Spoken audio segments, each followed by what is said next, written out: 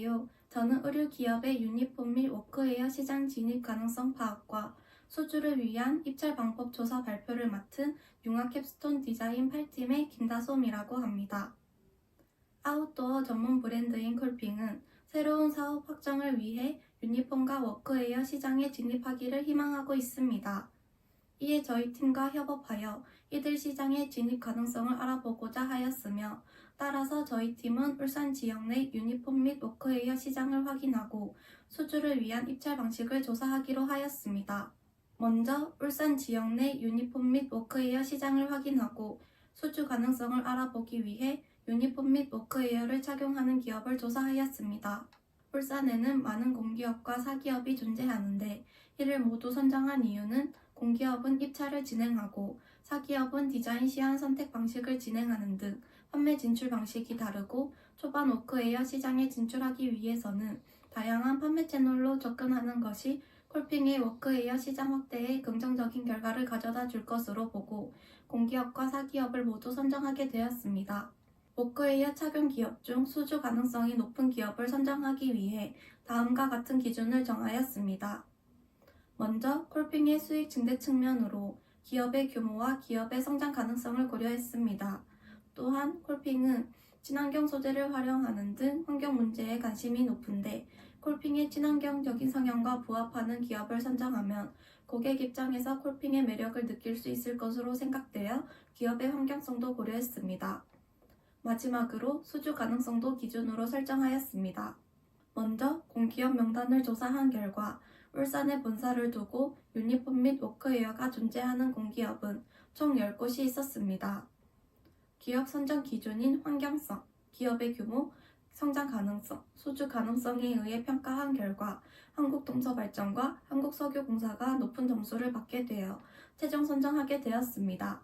공기업 워크웨어 시장 진출은 공개 입찰로 정보를 투명하게 얻을 수 있고 공정 경쟁을 통해 보다 용이하게 시장 진출을 할 수 있다는 장점이 있습니다.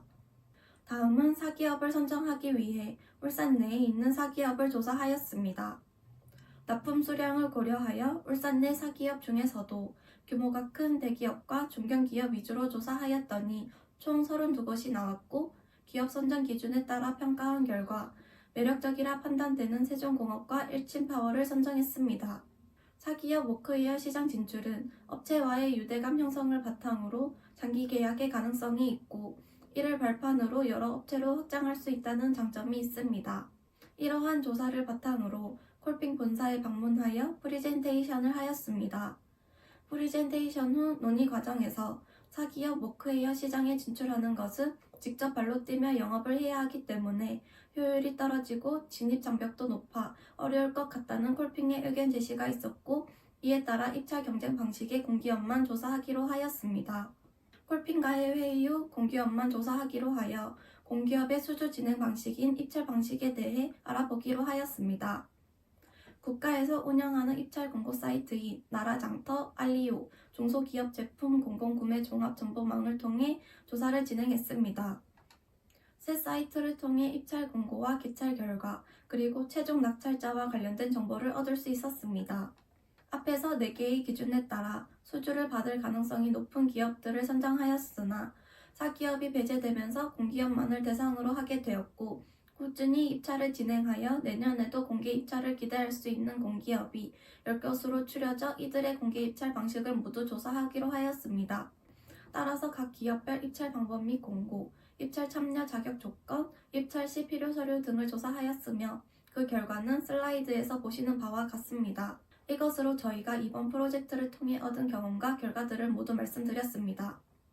저희는 이번 프로젝트가 이 측면에서 성공적이었다고 생각합니다.